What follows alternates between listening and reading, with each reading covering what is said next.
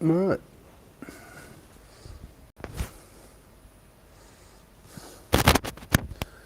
Let me know.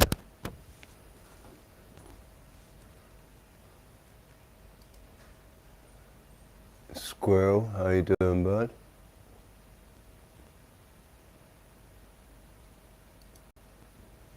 Give me a little peace sign. Give me a little peace sign if you can hear me.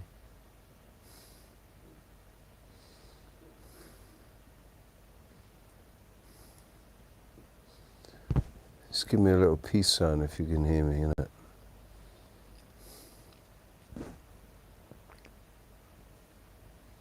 Nice. Right.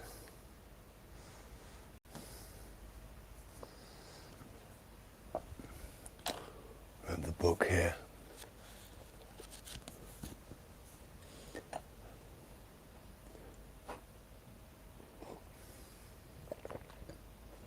I've got my coffee. Got my cigarettes rolled up.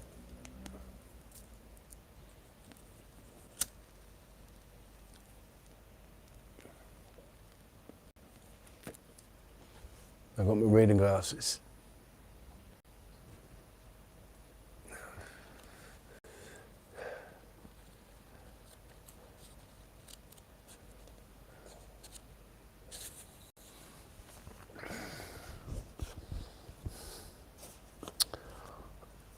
Acknowledgements.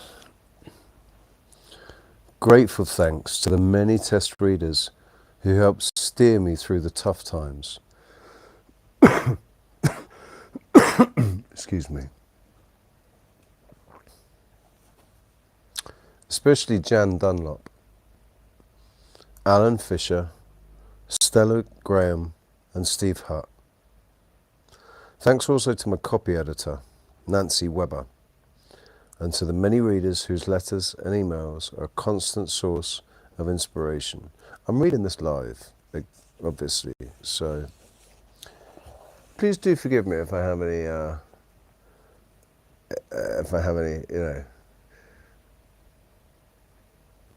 stumbling over the words and whatnot.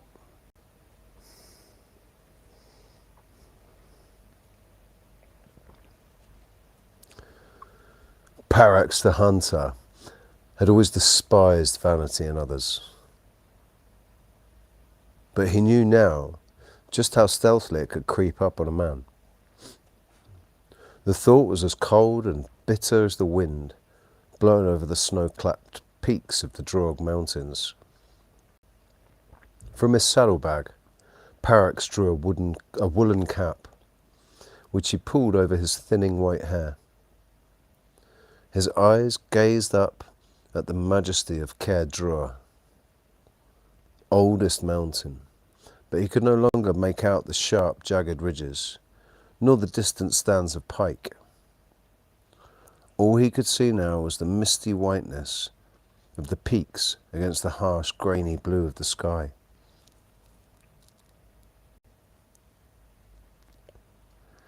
His weary pony stumbled on, and the man grabbed at the pommel of his saddle. He patted the pony's neck and gently drew rein. The beast was 18 years old. She had always been strong and steadfast, a mount to be trusted, not anymore. Like Parax, she was finding this one hunt too many. The old man sighed. At 30, he had been at the peak of his powers, one of the foremost trackers in all the lands of the Keltoi. It did not make him boastful, for he knew he had been gifted with keen eyes and an intuitive mind. His own father, himself a great hunter and tracker, taught him well.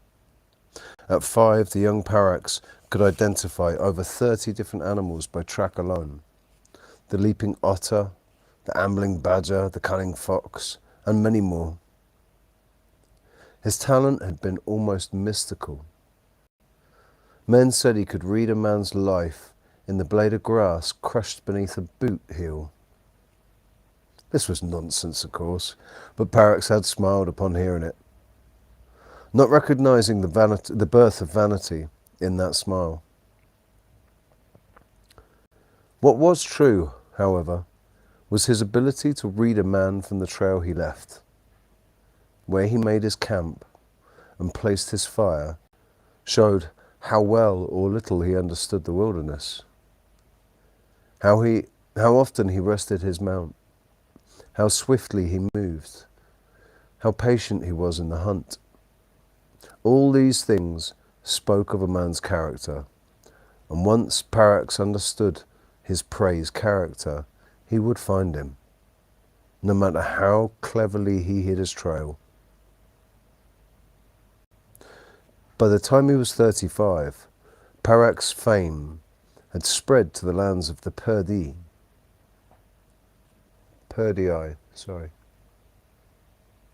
whose king, Alea, recruited him to the royal household. Even then, he did not allow undue pride to colour his personality. At 50, in the service of Conover the king, he allowed himself what he considered to be a quiet satisfaction in his achievements, though his eyes were marginally less keen.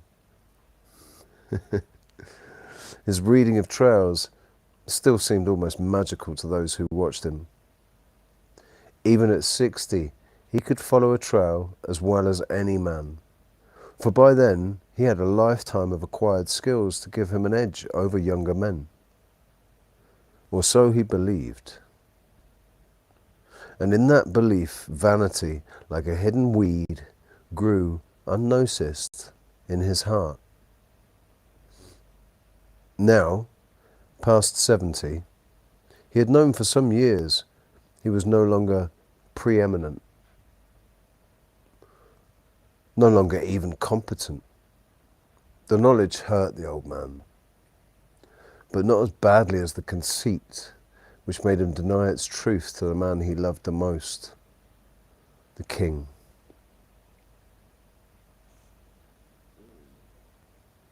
Parax had served Conover for almost 20 years, from the day the young warrior had rescued him from the slave lines of stone. He had brought him back to the towering mountains of Droag. He had ridden beside him when the youngster became laird, and then war chief, and finally the first high king in hundreds of years.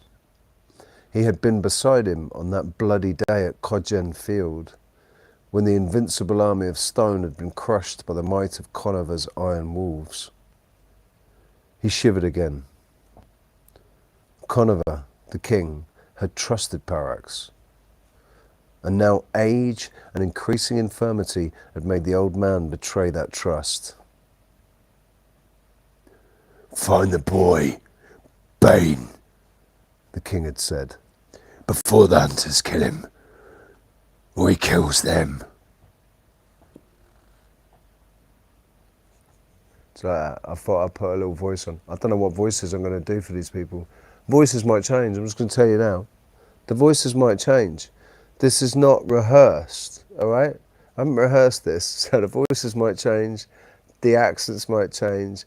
I'm just letting you know, all right?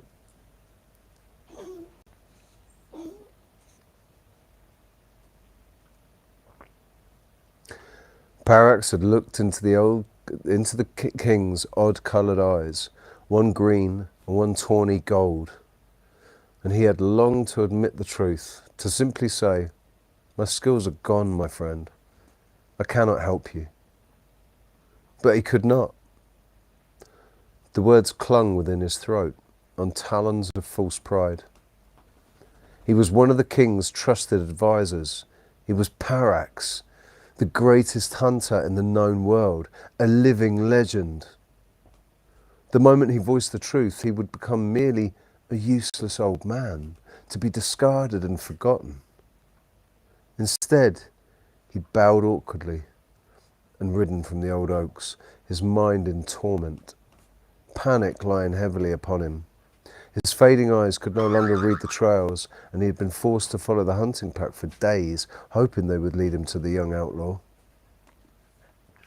Then had come the final ignominy. He had lost the hunting pack. 20 riders. Parax had wept then. Tears of bitterness. Once he could have tracked a sparrow in flight. Now he could not find the spoor of 20 horses. He had been following about a mile behind them, but had dozed off in the saddle. His paint pony, tired and thirsty, had scented water and pulled away from the trail, wandering to the east. Parax had woken with a start as the pony climbed a steep wooded hillside. The old man had almost fallen from the saddle.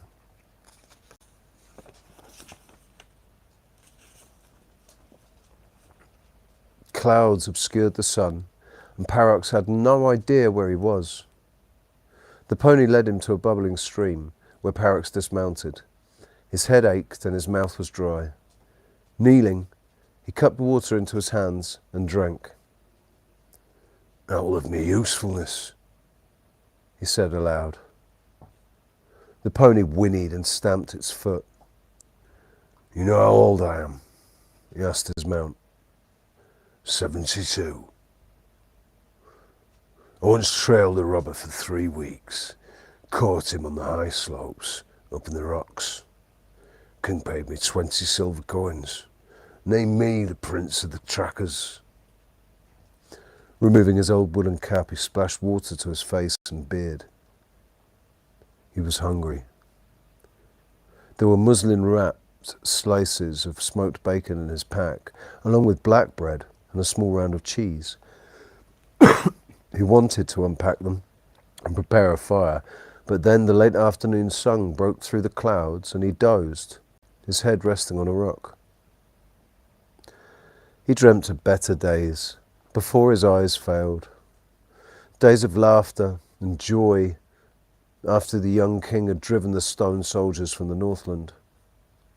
Laughter and joy, save for the king himself. The Demon King, they called him, because of his ferocity, and because men recalled the terrible revenge he took for his wife's murder. Conover, then a mere Reganti laird, had single-handedly wiped out the murderer's village, burning it to the ground and killing men, women and children. From that day on, Parax had never heard him laugh, had never seen joy in his eyes. In his dream, Parax saw the king standing in the moonlight on the battlements of Old Oaks. Only now there were ghosts floating around them both, a young woman with long dark hair and a pale face, and a giant of a man with a braided yellow beard. They were reaching out to the king. His scarred features paled as he saw them. Parax knew them both. The king was his dead wife, Tay. The man, his stepfather, Roxanne. "You broke your promise, my husband," said the ghost of Tay. Conover bowed his head. "Oh, Tay, I'm so ashamed." "Will you still take me riding?"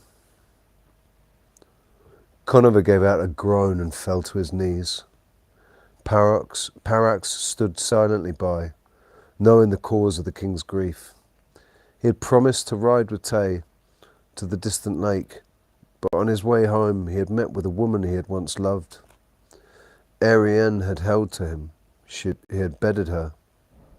Hours later, upon his return to Old Oaks, he discovered that Tay had ridden out with Roxanne and had been killed during a surprise attack by men who had a blood feud with his stepfather. Conover remained on his knees, head bowed. The giant figure of Roxanne loomed over them. Family is everything, Con. I thought I told you that. You did, big man. I'll never forget it. I've looked after Wing and Bran and Mam and Bane. Conover's face drew angry. I regret that. But I could not bear to see Arian again. My lust for her killed Tay and destroyed my life. You made a mistake, Con. All men do. But Bane was blameless, and he has grown to manhood without a father. He watched his mother, grief-stricken and broken, fade away and die lonely. He deserved better from you, Con. You should have acknowledged him. It's not as if there was any doubt. He looks like you, even down to the eyes of green and gold. And because you shunned him, all men shunned him. The dream was terrible, terribly real, and Parax wanted to reach out and comfort the king, who seemed stricken by grief and ashamed. And then the vision faded, replaced with a stand of trees, branches gently swaying in the wind. Then, for the merest heartbeat, the old hunter saw a veiled woman standing close by. She was leaning on a staff. A huge black crow flew down from the trees and perched on her shoulder. Parax was instantly terrified. For this, he knew, was the dreaded Morrigu, the Said goddess of mischief and death. He awoke with a start and cried out. He could feel his heart beating wildly in his chest. He gazed around at the tree line, but there was no veiled woman, no black crow. The smell of sizzling bacon came to him, and he thought he must still be dreaming. Turning his head, he saw a man squatting by a fire, holding a long-handled pan over the flames. The man glanced across at him and grinned.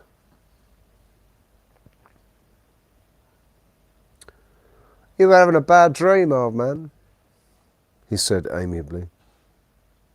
It was getting dark and the wind was chill. Parax moved closer to the fire and wrapped his green cloak tightly around his thin shoulders. He stared hard at the young man. He was beardless, his long blonde hair tied back at the nape of his neck, a thin braid in the style of the sea wolves hanging from his right temple. Dressed in a hunting shirt of pale green, with a sleeveless brown leather jerkin, buckskin trews, and knee-length riding boots, he wore no sword, but was turning the bacon with a hunting knife of bright iron. "You're the Wolf's Head Bane," said Parax. "And you are Parax, the king's hunter?" "I am. I'm proud of it." "Men say you're the greatest tracker of all." "So they say," said the old man. "Not any more, Parax," said the youngster, with a rueful smile. "I've been watching you. You crossed my trail 3 times in the last 2 days. The last time I left a clear point for you to see and you rode straight past it." Parax leaned in closer. He could see the odd-coloured eyes, one green, one tawny gold. Just like his father, thought the old man. Just like the king. He seemed older than his 17 years. Harder. More knowing than he should be. "Are you planning to kill me?" "You want me to?" "That'd be kind of a poetry, innit?"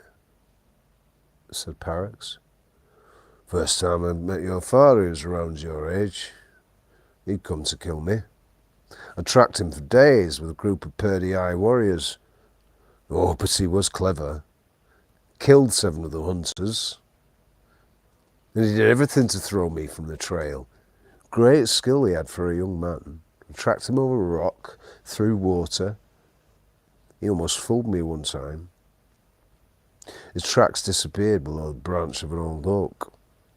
He'd hold himself up and run along the branch and leapt to a nearby tree. But I was not old and useless then. I found him. So why did he kill you? Parrot shrugged. Don't know then. Don't know now. We shared a meal, and he rode off to join the army of Stone. Next thing, when next I saw him, it was the man who had killed the Purdy-Eye king, and I was roped and tied and ready for deportation to the slave mines. He recognised me. He saved me. Now I'm here with his son. So, are you going to kill me? I've got nothing against you, old man. I'll just as soon let you live. Then you better share that bacon, said Parrots. Otherwise I might starve to death. Of course. The food is yours, after all. Bain speared a strip of bacon on his hunting knife, and then passed the pan across to the hunter. They ate in silence. The bacon was full of flavour, but a little too salty, and Parrots moved back to the stream for a drink. How did you invade the hunters? He asked, as he returned to the fire. It wasn't difficult. They didn't really want to find me. Can't say I blame them. Most are married men. I mean, who'd want to leave their young widows behind? You're a cocky horse, son, snapped Parrots. Indeed I am, but I am also very good with a sword. Or a knife. I've fought my battles, Parrots. Twice against sea raiders, and 3 times against the Norvii outlaws.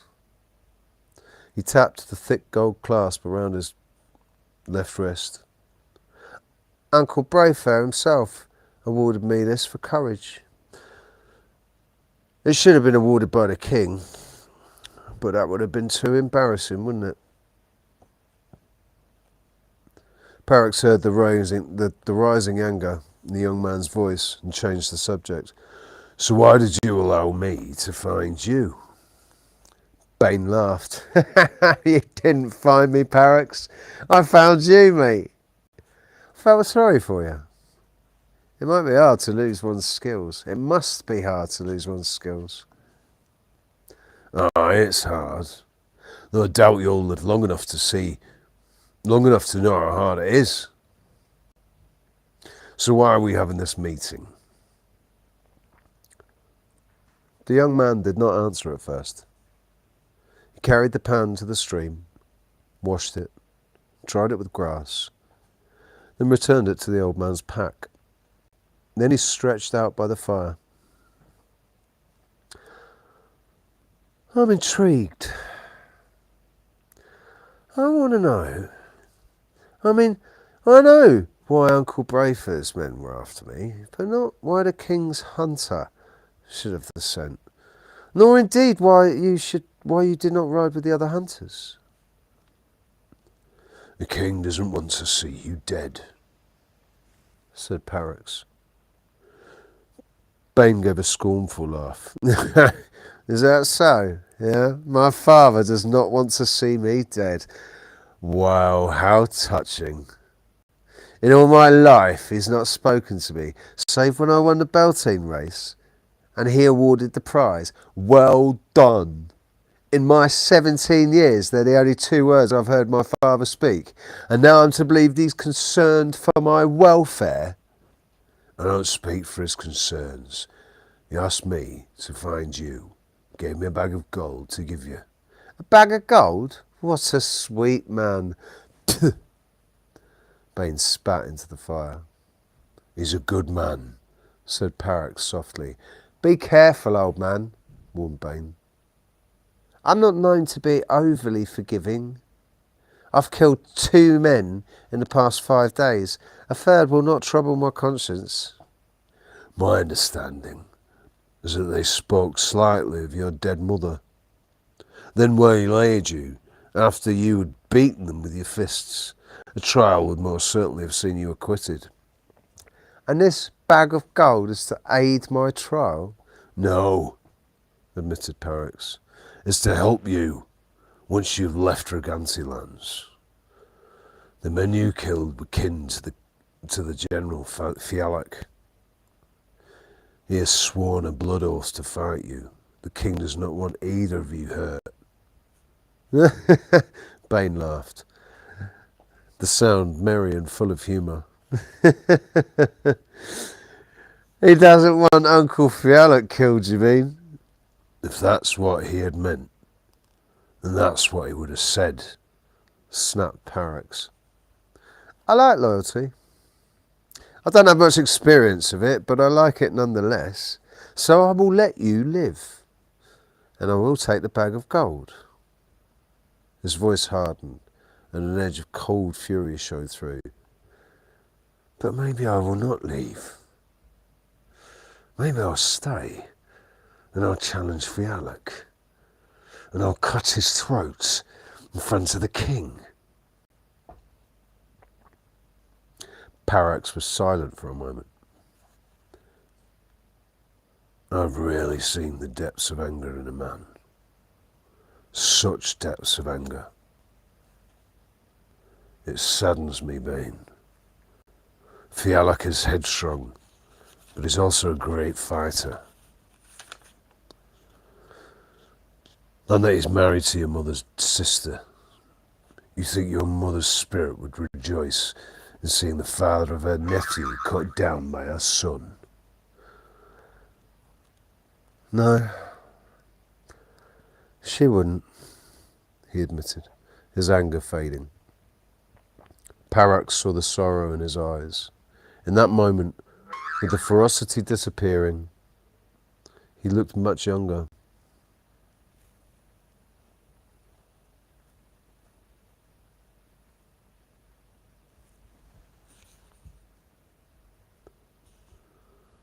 I will let him live, he said. Did you know my mother? No, I knew of her. And what does that mean? Said Bane icily. It means I know the history, boy. She was Conover's first love, but she married another man. When she thought Con was dying, the marriage did not succeed. No need to be coy, you old bastard. The marriage did not succeed because Conover forced himself upon her and sired me. Her life was ruined. She died a sad and broken woman. Let us understand the full history. That is not even close to being the full story, but it is not for me to debate it. I will ask this, though. Did your mother ever say he forced himself upon her? She didn't have to. Parrox sighed. It seems to me men always believe what they want to believe.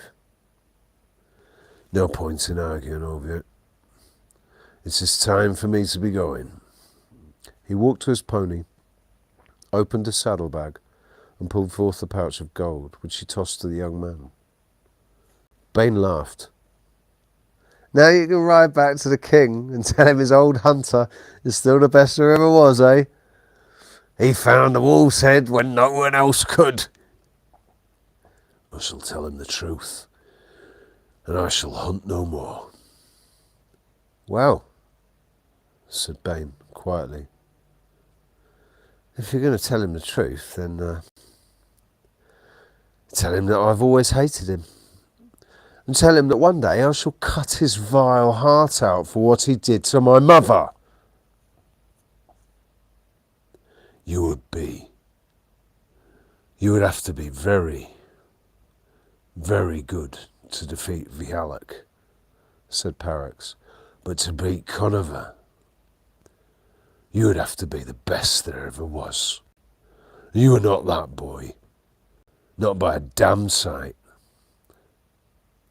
Perhaps I will be when we next meet, said Bain softly.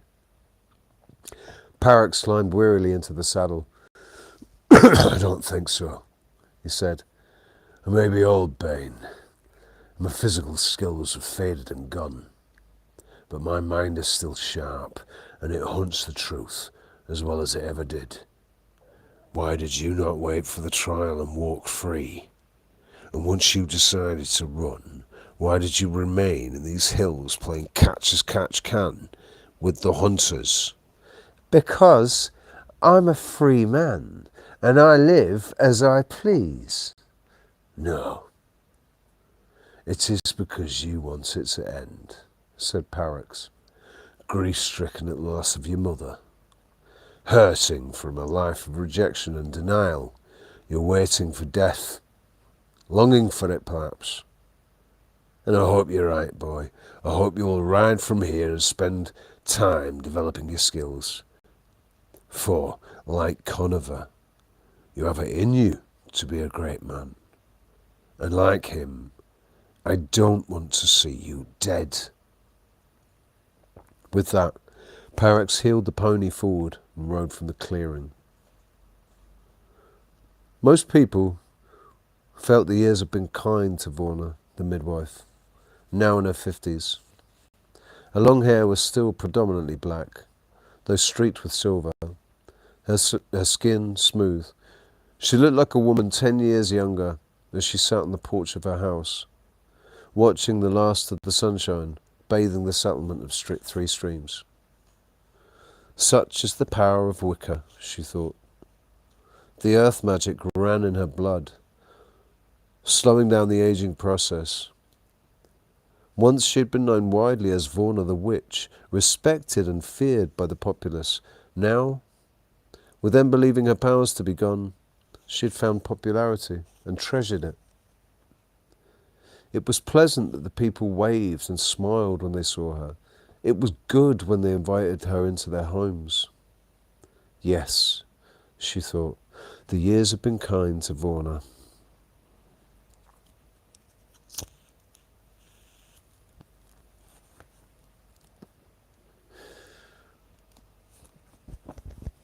How are we doing there? How are you doing, mate? You right? Can you hear it okay? Are you enjoying this story? Give me a Spock. Give me a Spock sign, yeah? If you're enjoying this story. Spock it out if you're enjoying it.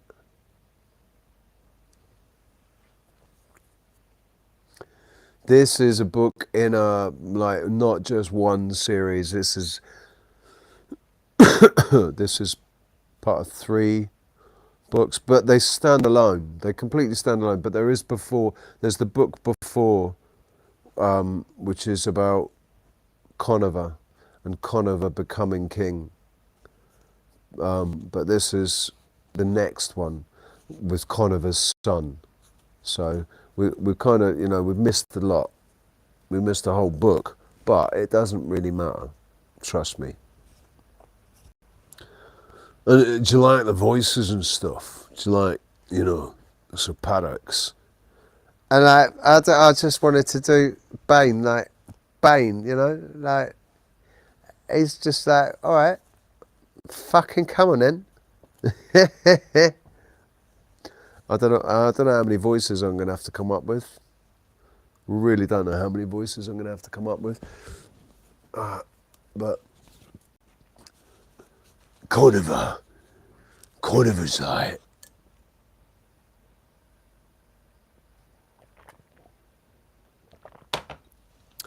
Conover's getting on now. And he's like, so he's got to be from down south as well. So Conover's down here. And Parrox is like, he's from up north. And he's got a low voice as well. Because he's old. I hate doing women's voices, man. But I've got to do women's voices, innit?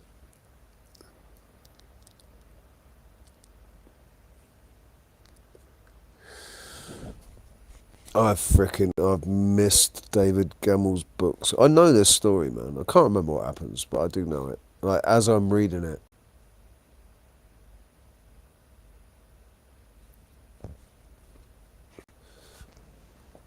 How you put the agent flow into the voices. Yeah, that's what I'm doing. Right, I'll tell you what, bloody hell, I can't even see that now. Wearing reading glasses is just going to bugger my eyes even more, innit?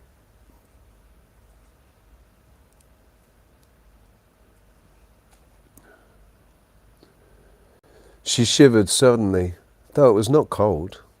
From here she could see Nankumel's forge and hear the steady thumping of his hammer.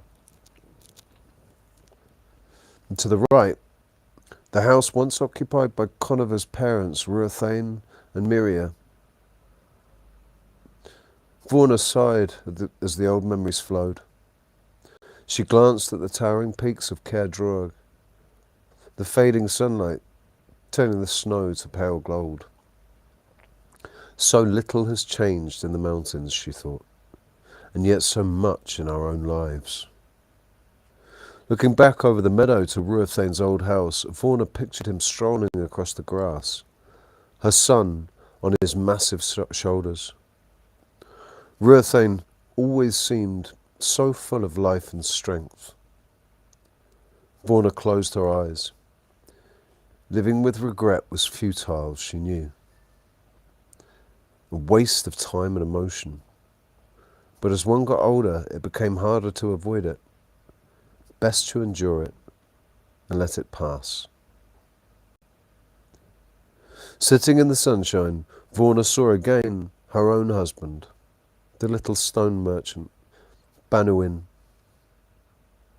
setting off on his last ride, the young Conover beside him. Banuin had turned and waved, then blown her a kiss. The memory still brought a knot to her stomach and a lump to her throat. He had not lived to see his son born. Now, the young Banuin had also ridden away. He too had turned and waved from the hilltop, and Vorna was alone once more. Just as she had been all those years ago, before Conover had fought the bear, before she had danced with Banuin on the feast night, before she'd lost her witch's powers, before she'd secretly regained them. Vorna stood and walked to the first stream, stopping to enjoy the beauty on the pale purple foxgloves growing along the banks. Her thoughts were mellow, almost to the point of melancholy, and it seemed to her that the ghosts of the past were standing close. The mighty Ruathane, the Earth Maiden, Eriatha, the crippled Riamphara, and the tormented Ariane. I hope you are now at rest, child, whispered Vorna. Thinking of Ariane brought thoughts of her son, Bane. Such a terrible name to give a child. It meant curse in the old tongue. Ariane, in her selfishness and her grief, had wanted all the Riganti to know of her suffering. Yet despite the burden of his name, the boy had developed well, save for his word blindness. The king had decreed that all Riganti children should learn to read and write. For some reason that Vorna could not understand, Bane, despite his intelligence and the quickness of his wit, could not grasp the skill. The druid, Brother Solstice, who had taught the children of three streams, sent Bane to her home to study with Banuin, who had mastered the lessons with ease, but even with the tireless help of Banuin, the young Bane struggled. Bane had other skills, however. Some of them brought great delight to Vorna. She smiled as she remembered the badger cub. Looking round to make sure she was alone, she knelt and drew a circle in the air, then whispered 3 words of power. Ancient words in a language no longer spoken by men. A silver circle glowed into life amongst the foxgloves. Vorna gently blew breath into it. The air within the circle rippled like a heat haze, and an image formed there. Vorna gazed once again at the 9-year-old boy and the blind badger cub. Kneeling among the flowers, Vorna watched the silent scene unfold, her mind drifting back to that day, that early summer night, 8 years before. The sun had been down for around an hour when she heard the rap at the door. Climbing from her bed, Vorna had wrapped a shawl around her shoulders and walked out into the night. Bane was standing in the moonlight, a very young badger nestled against his leg. As she opened the door and saw the badger's shoulders bunch, its black and silver head swaying from side to side. "What are you doing with that beast?" asked Vorna, keeping her voice low. "I was in the woods. I saw it. It moved past me and bumped into a tree. And then it stumbled over a rabbit hole. There's something wrong with its eyes, Vorna." "How did you get it back here?" "It took a long time," said the boy. "Watch." He moved away from the cub and knelt, making clicking noises with his tongue and teeth. The cub swayed from side to side, then moved towards the sound. As he reached Bane, the boy stroked his brow. "It was like this. I got him to follow me, but he kept wandering away. It took hours to get him here. Can you heal him?" "There is no herb for blindness, Bane," she said. "But can you heal him?" "What makes you think that I can heal him?" she had asked warily. "I can keep secrets," he countered, "and you can trust me." She looked into the child's odd eyes and smiled. "I think that I can," she'd said. And then she'd knelt by the badger and gently placed her hands on its head, allowing her spirit to flow into the beast's bloodstream and on through its body. The badger cub fell into a deep sleep. It was badly malnourished and infested with fleas and worms, but the worst of the problems lay in the brain. A cancerous growth was pressing against its skull, causing the blindness. Opening her eyes, she turned to the boy. "There is a shoulder of cold ham in the larder. Put it in a bowl and fetch it here, and try not to wake Banuin." Bane ran off and returned with the meat. Placing one hand on the ham, the other on the badger's head, she closed her eyes once more. Now she flowed within the cancer, feeling the pull of its life, its need to grow. With infinite care, she honed her concentration and began to draw the rogue cells into her own body, sucking them through her bloodstream, breaking them down, reconstituting them, transmuting them from flesh to energy. The cold ham began to writhe under her hand, maggots crawling over her fingers. Sweat beaded her brow and ran in rivulets down her cheeks. Still, she held the focus. At last, satisfied that she had removed all trace of the cancer from the cub, she sat back and opened her eyes. Bane was staring in horror at the putrid, writhing mass that the ham had become. "Those maggots were in the badger?" he asked. "In a way. Take it and bury it. Then we will wake the little beast and feed it." "I will tell no one, Vorna. Your secret is safe with me. I promise you that." "How long have you known?" "I saw you light a fire last year with the flick of your fingers. I was outside the window. I'd have told no one." "Why did you keep the secret?" "Because it was your secret," he said, "and I thought you'd not want people to share it." "You were right. Now bury that meat." Vorna smiled at the scene in the circle, then flicked her fingers. The circle vanished and she rose to her feet. As she did so, She saw a rider angling a dappled grey down from the eastern woods. "Reckless boy," she whispered. But she felt her spirits lift a little as the young fugitive crossed the bridge and cantered across the meadow. He drew up in front of the house and leapt down, a wide smile on his face, sunlight glinting in his golden hair. "Have you got food ready?" he said. "I was tempted to stop and eat a horse." "Foolish child," she admonished him. "Of all the places to come, do you want the hunters to find you?" "Oh, you worry too much. Anyway, they're miles away. They won't be back till well after dark." He grinned at her, then led the grey gelding into the barn. Vaughan sighed, shook her head, and walked into the house. Cutting a large slice of meat pie, she scooped it onto a plate and laid it on the dining table.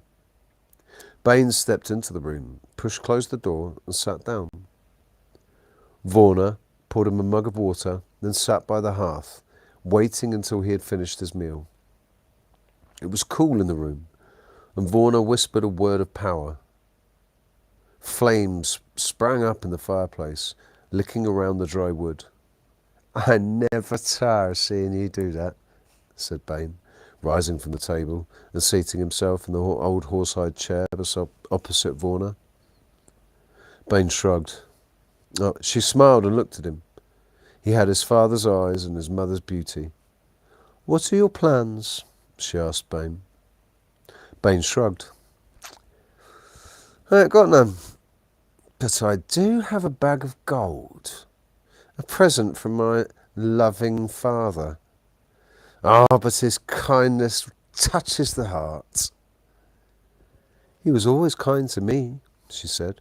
"But let us not argue the point. I'm far too fond of you to wish to see you angry." "I couldn't be angry with you, Vaughan," he said.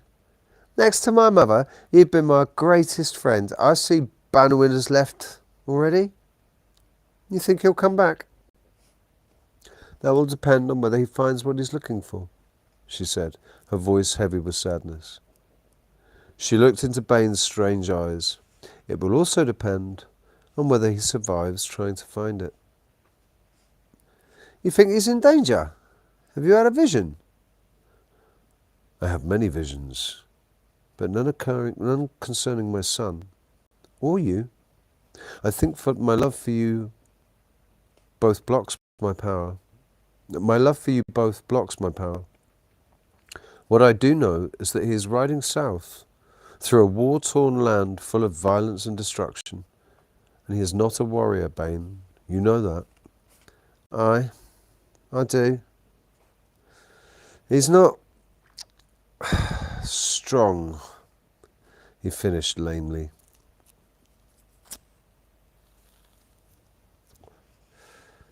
"You are a good friend to him," she said with a smile. "You always were." He blushed. "I know I always got him into trouble, and you were constantly scolding me." She shook her head. "You were never very comfortable with compliments, even as a child." Bain chuckled. "Never really received enough to become accustomed to them." He walked to the window and pushed open the shutters. Then he scanned the hills. The sound of hammering was still coming from Nan Kulmer's forge. "Poor grandfather," he said softly. "First his wife, then his daughter. He has suffered much." "You have forgiven him?" asked Vaughan. "Aye, I have. It was hard for him to have a disgraced daughter back in his house. In some ways I think he blamed me, but he was never harsh to me. He was even kindly in his own way. When I saw him weep at my mother's death, all the anger just flowed away from me." Turning back towards her, he gave a rueful smile. "It's difficult to hate a man who loved someone that you loved." "That is a good lesson to learn," she said. I'm not awfully good at learning lessons, he admitted.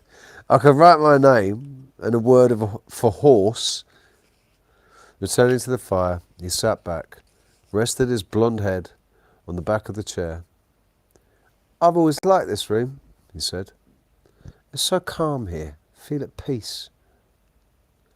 I know what you mean, Varner told him. It's a good house. Many happy memories are stored in these walls. He sat up. I spent 3 nights in your old cave. Threw the hunters off the scent. How long did you live there? 25 years. I was going out of my mind by the 4th morning. How could you dwell in such a desolate place? I was a different person then. Younger. More bitter. That's when you saved Conover's life, he said. I thought of that often as I hid there.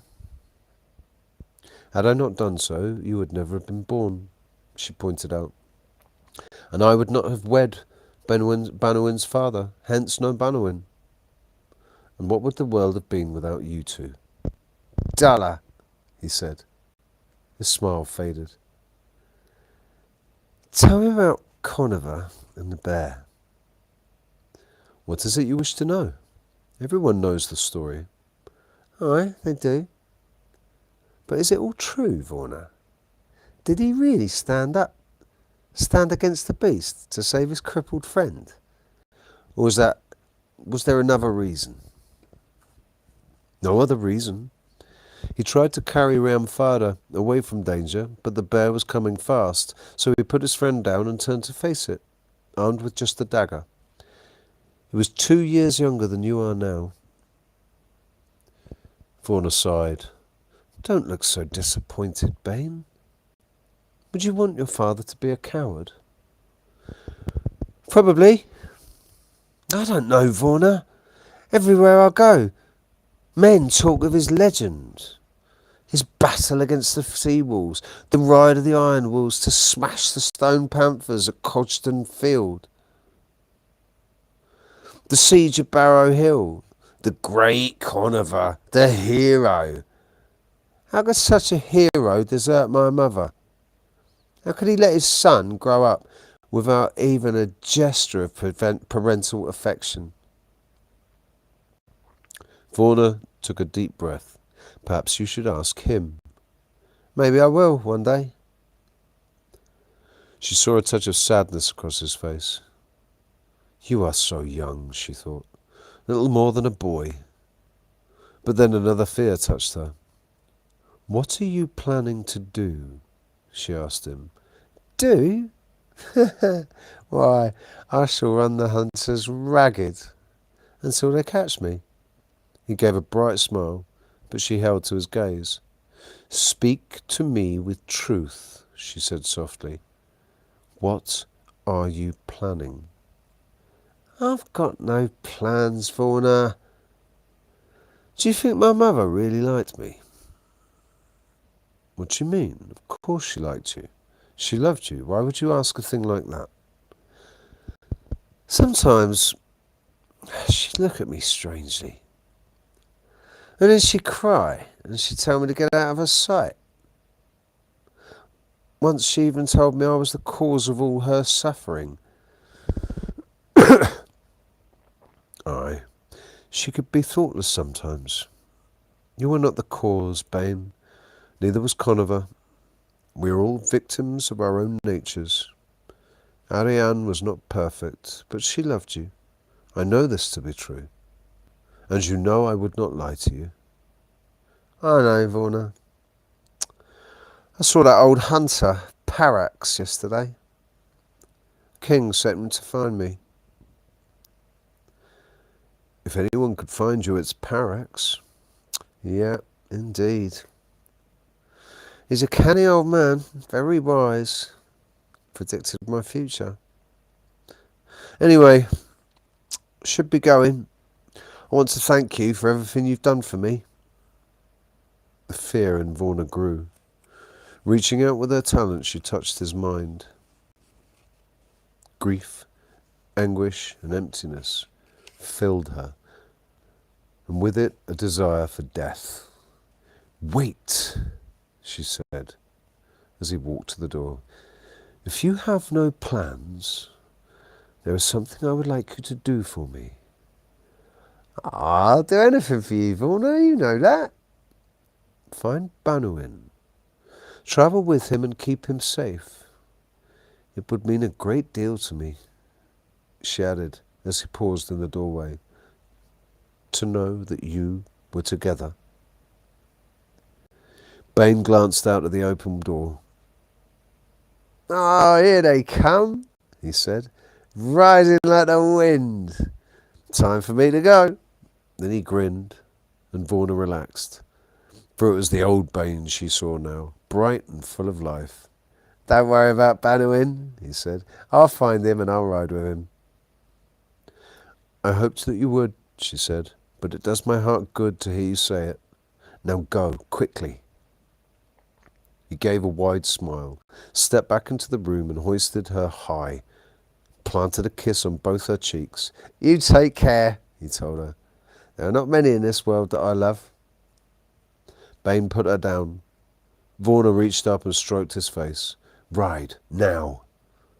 He ran from the house. Vorna stood in the doorway and watched as he thundered the grey across the meadow, leapt the three-rail fence, and galloped towards the southern hills. The 20 hunters swung their mounts and gave chase.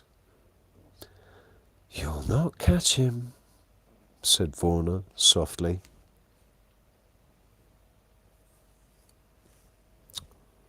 Well, how long have we been going? Look at that, that's an hour. That's an hour nearly. And we've got, oh man, I love books. I love being able to read a book, be able to flick through the pages of the book, and I'd have to watch it, read it on the fucking screen, and it's proper right there, and I can read it like in the book. I'm just going to take a little break. We've still got, I'm going to finish chapter 1. Chapter 1 finishes on page 42, and I'm currently on page 28. So I'm just going to have a little coffee, little refreshment, say hello to the chat room. I hope everybody's good. I remember always seeing on TV different people, you know, YouTube creators and people on TV. My dad had to wear glasses all the time, but when like watching somebody that wears glasses only for reading, it used to drive me nuts watching somebody take the glasses off, put them back on, take them off, put them on, take them off, put them on, take them off, put them on, take them off, put them on, right? But the reality is that I need to take these off to be able to see normally, but I need to put them on to be able to read this small type. But it also means that now I would definitely be able to read The Lies of Locke Lamora, which is a fucking brilliant book as well. And I like this because it means that, you know, I'm getting back into reading my books, even though I've read it before. It doesn't matter. It's like a good movie. David Gemmell books are like a really, really good movie.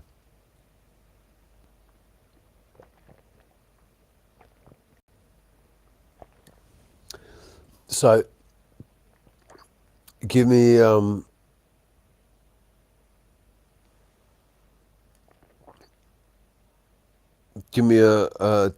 pokey out tongue face, winking pokey out tongue face. If you are like enjoying this as much as I am, and if I'm doing all right with the voices, good to see you, Squirrel and Brian and Just JP and Who Are We?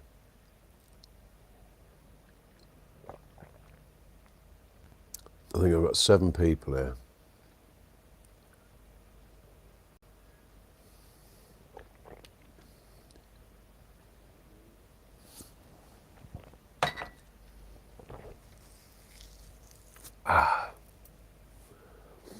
Oh, that's lovely. You get to see me from a different angle as well. It's like not sat in the seat, but lounging out on the sofa.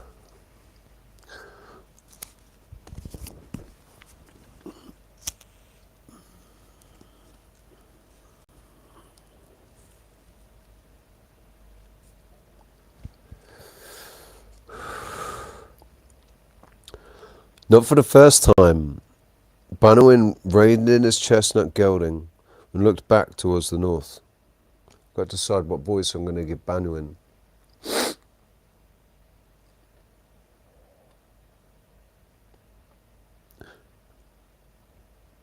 Through a gap in the tall pines, he could just see the distant peaks. He glanced to the south and the beckoning lowlands. He knew that as soon as he crested the last rise, Caer Drua would become but a memory. Sadness touched the young man, and this he found surprising. Bannerwyn had never enjoyed life among the Reganti. As a child, he had loathed the boisterous play, the emphasis on physical strength, the feuding and the fighting. The Reganti, he had discovered to his cost, were a hot-headed, violent people, quick to anger, and yet his spirit was heavy as he thought of his departure.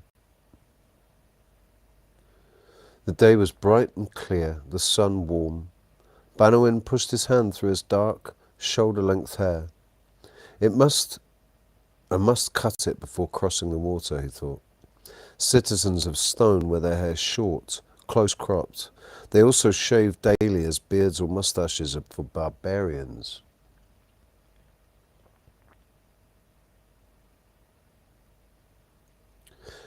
His thoughts drifted away from the wild Droag mountains, and he pictured the legendary city of stone, the city of his father. People had always spoken highly of the first Bannerwyn, the little foreigner who had come to live among the people and who had married the former witch, Vorna. The fine man, they had said, kind and brave. He had been murdered by the Perdii king 19 years ago. With one glance at Caer Drua, Bannerwyn heeled the gelding forward and started down the slope.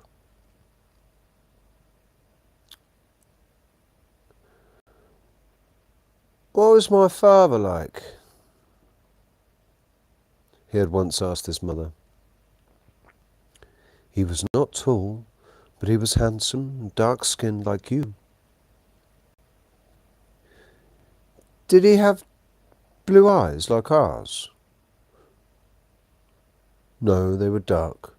Did people bully him when he was a boy?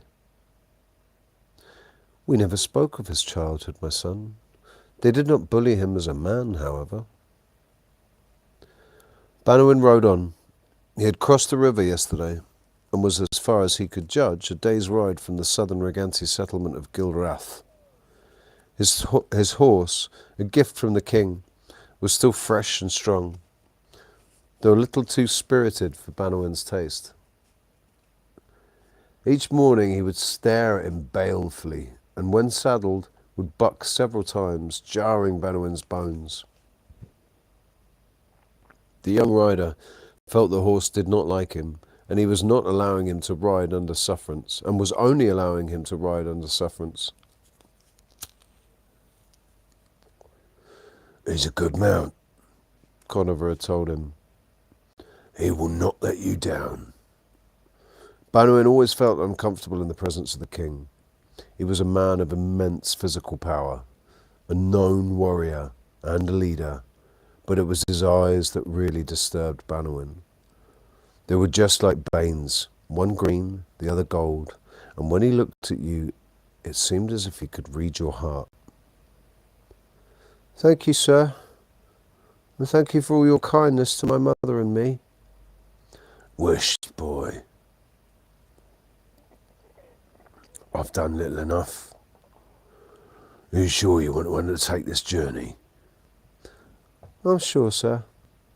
I want to see the land of my father. A man should always know where he comes from, said Conover, and find pride in it. Your father was a great man.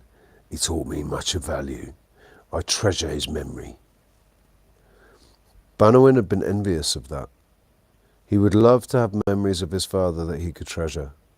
Instead, when he thought back to his early childhood, he could recall only the big man, Roxanne, who had carried him on his shoulders and taken him out to see the cattle herds.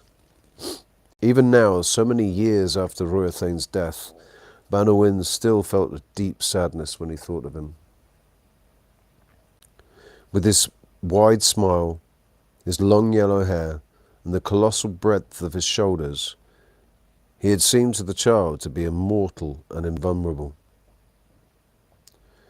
When he had died, after the Panon battle, Banawin's small world had been rocked to its foundations. Within the year, the child had discovered other causes for sorrow. The Stone Army had landed far to the south, and tales of battles and slaughter began to flow north. The other Regansi children had turned on Banawin, sneering at his bloodline, mocking him, taunting him. Then the beatings had begun, and the child had lived in almost permanent fear. For years he suffered, most especially at the hands of Forvar. The red-headed boy seemed to take enormous delight in causing him pain. Once he tied Banawin to a tree and prepared a fire around his feet. He did not light it, but constantly pretended to. The 9-year-old Banawin had wet himself in fear.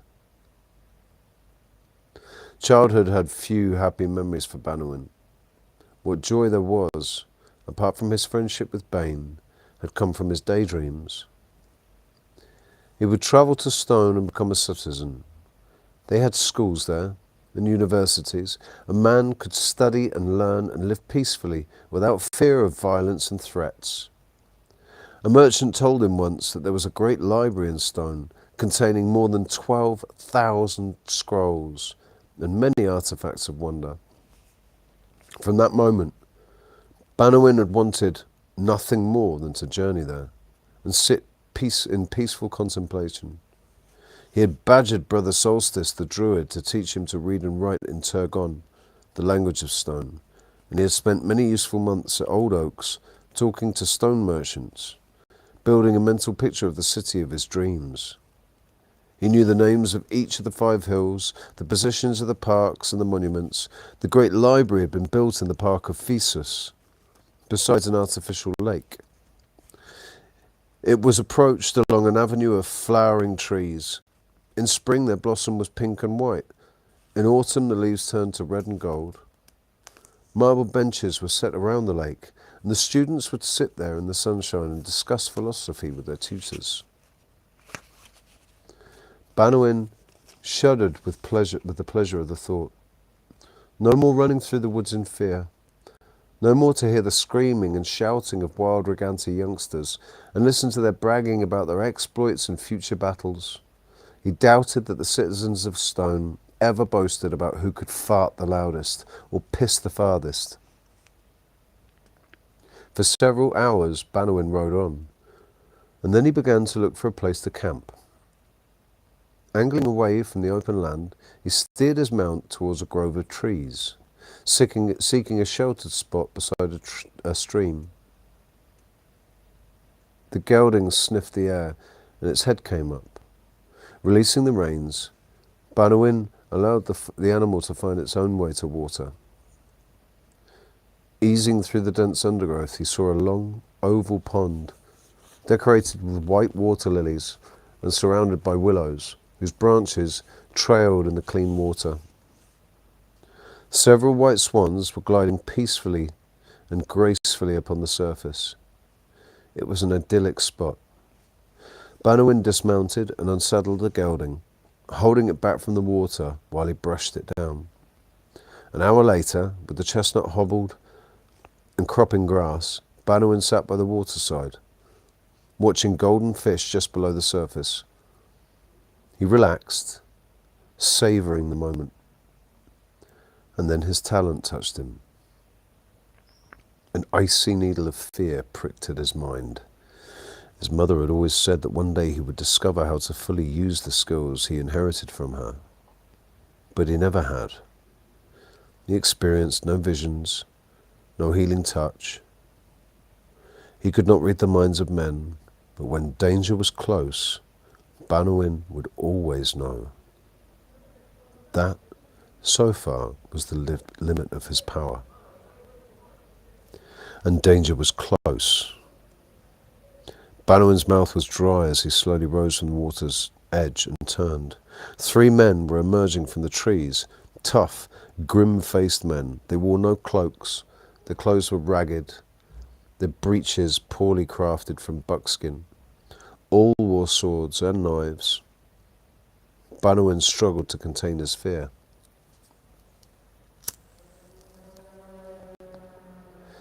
"Good day to you," he said. The first of the 3 approached him. His left eye socket was empty, and Banwin saw that 3 fingers were missing from his left hand. In that moment, he experienced his first vision.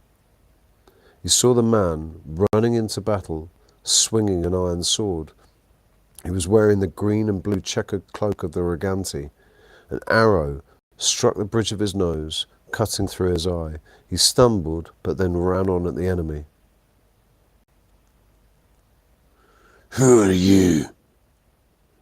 asked the man, his voice deep and unfriendly.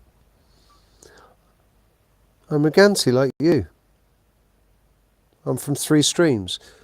"I'm not a Reganti," said the man.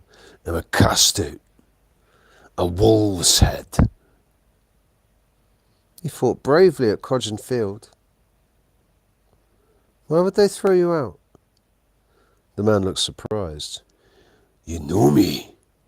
No? You're too young to remember Codston." "I'll take the tunic," said the second man, a hulking figure with a thick, matted black beard. Banwin glanced at him. The man's face was flat and expressionless, his small eyes deep-set and cold. "Why should you take the tunic?" asked the third man, who was smaller, with a thin, wispy blonde moustache.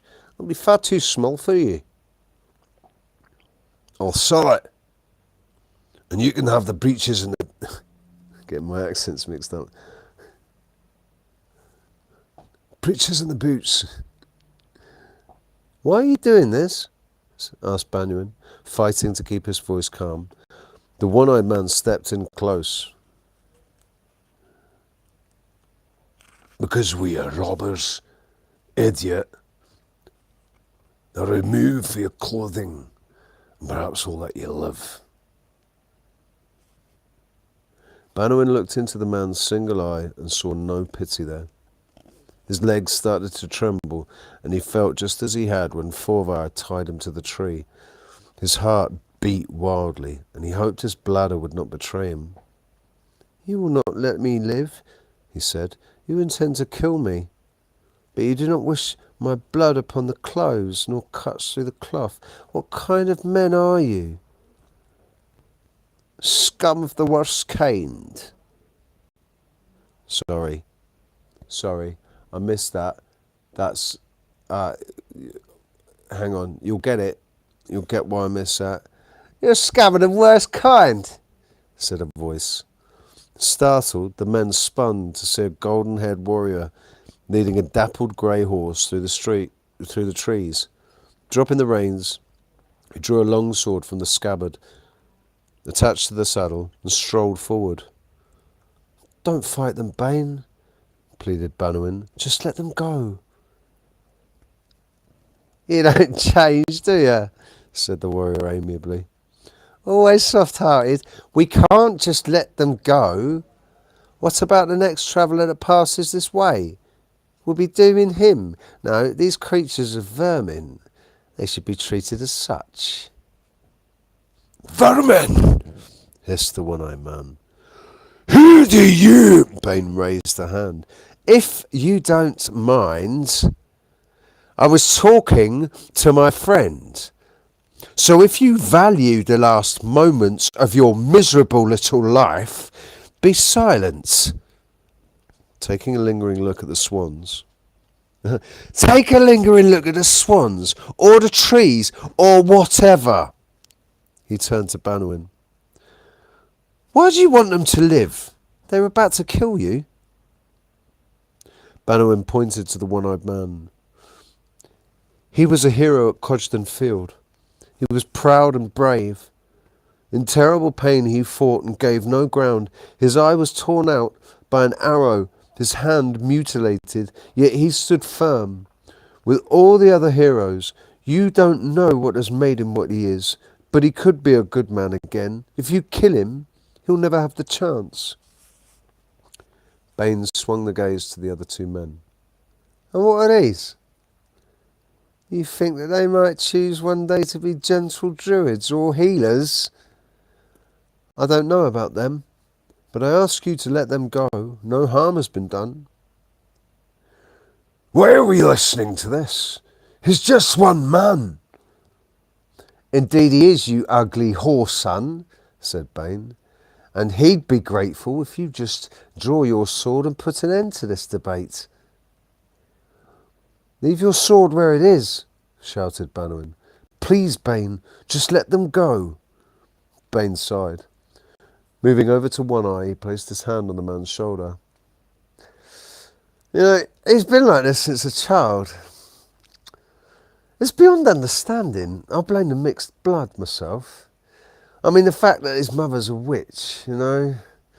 The other children tormented him. He never sought revenge. He's no understanding of hate at all. I've never known anyone like him. He sighed again. It brings out the worst in me. So, against my better judgment, I will let you live. Suddenly he brightened. Unless, of course, you prefer to fight. One Eye shrugged off Bain's hand and walked to where Banwin stood. I am not afraid of death, he said. You believe me? I do. I'm glad we didn't kill you, said One Eye. It was good to be reminded of what I once was. You really believe I can become that man again? If you choose to. It's probably too late for me, said the man sadly. Gesturing to the others, he walked away. The slim, blond man followed instantly, but Blackbeard stood for a moment, staring malevolently at Bain. Any time, goat face. Carn! Yelled One Eye. Let's go! Reluctantly, Khan followed the others. Bain sat down on a fallen tree and looked at his friend. That was a mistake. What are you doing here? Looking after you, apparently. Do you have any food? It took Banwin an age to light a small fire, but finally, tiny flames licked at the tinder. Bain had wandered off, and Banwin unpacked his saddlebag, removing an old copper pot, a wooden plate, a bag of dried oats, and a chunk of dry cured assault beef. The sun was dipping below the horizon when Bain returned. He squatted down next to Banwin. Time to go, he said. Go? I've only just got the fire going. That just isn't fair, said Bain. But if you'd like to be alive in the morning, I suggest you saddle your horse. One Eye won't come back, said Banwin. I looked into his mind, and I know there is still some good in him. Maybe he won't, but the big ugly one will, and he won't come alone. Bain moved to his horse and mounted. Banwin repacked his saddlebag, tacked up the chestnut, and went back to the fire. Leave it, said Bain. In fact, add a little more wood. It'll draw them, throw them off the scent. Bannerman did so, then climbed into the saddle and the two men rode off out of the woods, down the slope to the old road. The horses plodded on as the sun fell. It was colder now, the wind sharp. Bannerman lifted his cloak from behind the saddle, untied the thongs, and swung it around his shoulders. The sudden flaring of cloth alarmed the chestnut, who reared suddenly, dumping the young man from the saddle. He landed heavily. The gelding ran off into the south. Bain heeled his mount and raced after it. Bannerman sat up. He felt sick and dizzy. Bain rode back, leading the runaway. The stars were bright now. A crescent moon shining in the sky. "Are you hurt?" asked Bain. "No. But you were wrong about me, not knowing how to hate. I'm beginning to loathe that horse." Warily, Bannerman stepped back into the saddle. Bain led them away from the road and down into a tree-lined hollow where they made camp. Bain lit a small fire, its light shielded by boulders. Then he moved away into the trees. When he returned, he sat down beside Bannerman. "You can't see the fire from that road. We ought to be relatively safe here." Once again, Bannerman unpacked the utensils and the food. There was a stream close by, and Bannerman filled the pot, added oats and salt, and set it over the fire. "Thank you for saving my life." "That's what friends are for," replied Bain brightly. They ate in silence, and Bain lay down, his head upon his saddle, and his cloak as a blanket. Bannerman was not tired, and he sat quietly by the fire, feeding it with dry sticks, and watching the flames leap and dance. The incident with the robbers had left him both disappointed and dejected. It had shown how far he was from being a Riganti warrior. Not once had he even considered drawing the hunting knife at his belt. He had been paralysed with fear and within moments of begging for his life. He glanced down at the sleeping Bain. His arrival had surprised them, but it was his confidence that cowed them. It seemed to Bannerman that his friend had radiated power and purpose. "You ought to be a leader of men," he thought, "not a wolf's head living outside the law." And yet Bannerman knew Bain's whole life had been moving inexorably towards this point. Beneath the easy banter, behind the reckless smile, there was a bottomless well of bitterness and anger that drove him on, rebelling against authority, creating enemies who could so easily have been friends. Was it merely the lack of a father? Bannerman wondered. Or would his friend have been just the same regardless? Who could tell? Bannerman's thoughts swung to Forvar, the boy who had tormented him for most of his life. He had not hated him. Forvar's father and two uncles had been killed in the battle of Codstone Field, killed by soldiers of stone. Bannerman understood how the boy had come to despise stone and everything connected to it. Forvar did not truly hate Bannerman, but Bannerman represented a focal point for his hatred. By hounding and torturing Bannerman, he was releasing his own pent-up pain and sense of loss. Understanding, however, did not help. It did not ease the suffering. Bannerman had tried talking to Forvar, but his mind was closed, his hatred overwhelming. 2 years ago it had come to a head. Bannerman had been walking in the hills near the Wishing Tree Woods when Forvar and a group of his friends had come walking back from the Rigawan Falls, where they had been swimming. Seeing Bannerman, they had chased him, yelling and whooping. Bannerman had fled back towards Three Streams, but he was not a fast runner and they overhauled him. They had beaten and kicked him. Then, as he lay semi-conscious on the ground, Forvar had drawn a knife. Bannerman remembered the moment and the sense of sick dread that had swept over him. He had looked into Forvar's tortured eyes and had known, without any semblance of doubt, that the big youth was about to plunge that blade into his heart. As the knife came up, a shadow fell across Bannerman.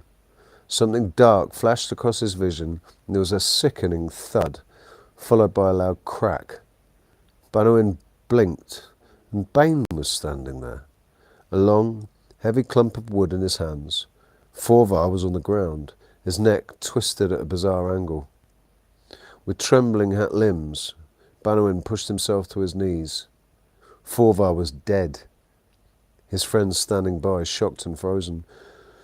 "You killed him," whispered Hwin, Forvar's younger brother. Bain tossed the blood-smeared club to the ground and swung to Bannerman, hauling him to his feet. "How badly are you hurt?" he asked. Bannerman did not reply. He could not tear his eyes from the corpse. There had been a full inquest, with a jury of 9, held under the direction of Laird Brayfair. Here it was decided that the death was caused by misadventure. Forvar had died as the result of his unwarranted attack on Bannerman. Bain had not intended to kill him, but merely to stop him from killing another boy. The fire died away, and Bannerman settled down to sleep. He awoke with dawn and nudged Bain, who merely grunted and turned over. Bannerman shook his shoulder. Bain yawned and sat up. "You sleep too deeply," said Bannerman. "Aye, that's always been a problem to me. But I was having the most wonderful dream. Here were these 2 sisters." "Please," interrupted Bannerman with mock severity. "No sexual fantasies before breakfast." Bain chuckled and walked to the stream, where he stripped off his pale green shirt and doused his head and chest with water. After they had breakfasted on dried fruit and meat, they saddled their mounts and began to ride up out of the hollow. Bain was whistling a merry tune and seemed in good spirits. He steered his horse away from the trail. Bannerman called out to him. "That looks a more difficult climb," he said. "I think it might be quicker," said Bain. "Well, you can go that way," Bain told him, and continued on the easier route. At the edge of the trees he drew rein and gazed down, horror-struck. A man's body lay there, the throat cut, blood pooling on the earth. It was the Blackbeard Can. His eyes were open, staring sightlessly up at the morning sky. Bain rode alongside his friends. "Yeah, he and 2 others came back in the night, didn't they?" he said quietly. "2 others? Aye. He ran off. You're right, though. One eye was not among them." "So you killed Blackbeard and then came back to sleep?"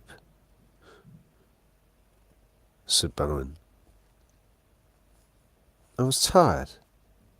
Don't you sleep when you're tired?" "What would you have me do? Wake when they were coming? Wake you when they were coming? For what purpose? I love you, my dear friend, but you are not a fighter. And there was no point in waking you until after they'd gone." Bannerman dragged his eyes from the corpse and heeled the chestnut up the slope and onto the road. Bain followed him. "You want to hear my dream now?" "No, I do not," snapped Bannerman. "There's a dead man back there, killed by you. It means nothing to you, does it?" "What should it mean? They came to kill us. Would you prefer it if we were dead?" Bannerman drew rein and took a deep breath, trying to ease the anger from his system. He looked at his friend, saw the genuine confusion in his eyes. "Of course I'm glad that we are alive," he said. It's not the fact that you killed him, Bane, but that it didn't touch you. Perhaps he had a wife and children. Perhaps he once had the chance to be a good man. Perhaps he might have had that chance again. Now he never will. Carrion birds and foxes will feast on his flesh, and worms will devour the rest. Bane laughed. He was just a turd, floating on the stream of life, and the land is better off without him. In that case, that may be true, agreed Bannerman. But what I fear is that you kill too swiftly. You like to kill. But how long before a good man falls beneath your blade? A kind man, a loving man? Bane shrugged. The only men who will die by my blade are those who choose to attack me, and that is their choice, not mine. I knew that black-bearded horse son would come back, so I rested a little, and then I went out to meet him. You enjoyed it though, didn't you? Asked Bannerman. As you cut his throat, you felt a surge of exultation. Aye, I did. And what of it? He was my enemy, and I vanquished him. And that's what true men do. We fight, and we know pride, and we leave the women to it in the corners and wail over the dead. True men, said Bannerman slowly. Of course, true men do not wish to live quiet lives in harmony with their neighbours. They don't waste time poring over useless scrolls and trying to assimilate the wisdom of the ancients. They don't long for a world without wars and bloodshed and death. No, true men joy in the slitting of throats in the dark. Bane shook his head. I won't argue with you, Bannerman. If words were arrows, you'd be the deadliest man alive. But this is not a debate. They came to kill us. One of them died for it. And no, it does not touch me, any more than it did when I aimed that blow at Forvar's neck. All colour drained from Bannerman's face. You mean you meant to kill him? Aye, I meant to kill him, and I've not suffered a moment of regret since. That's where you and I are different, said Bannerman sadly. I've not known a day when I've not thought of it with regret. This is a pointless conversation, said Bane, and you've made me forget my dream now.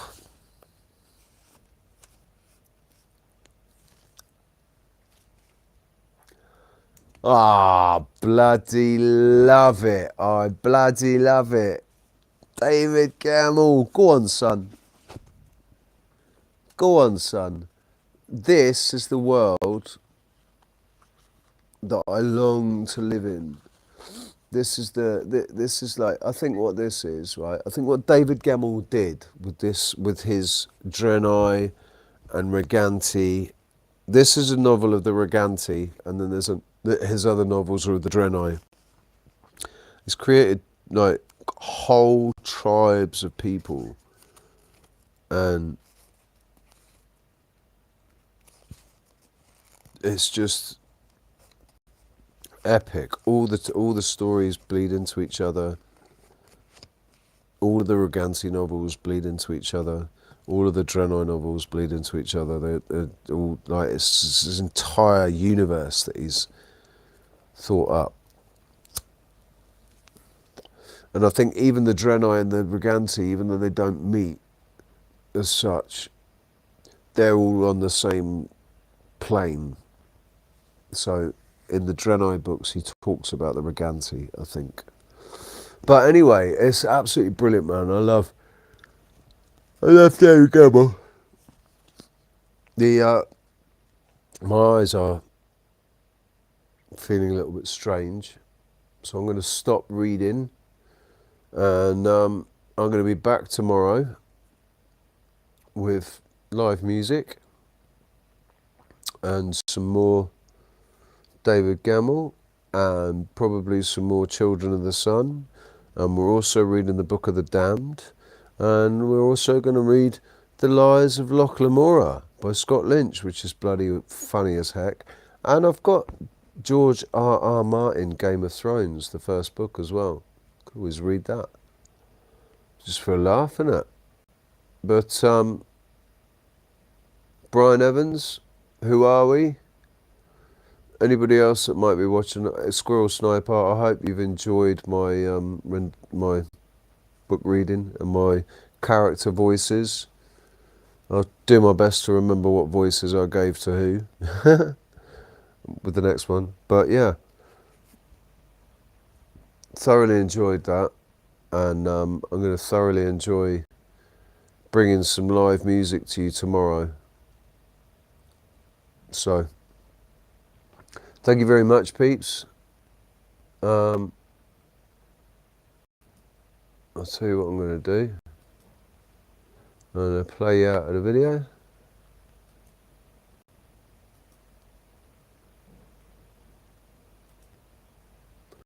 Just need to find it.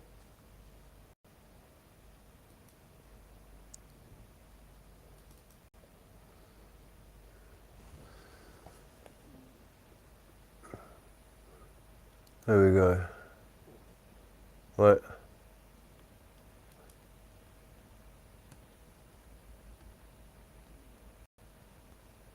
Love you, peeps. I'll see you soon.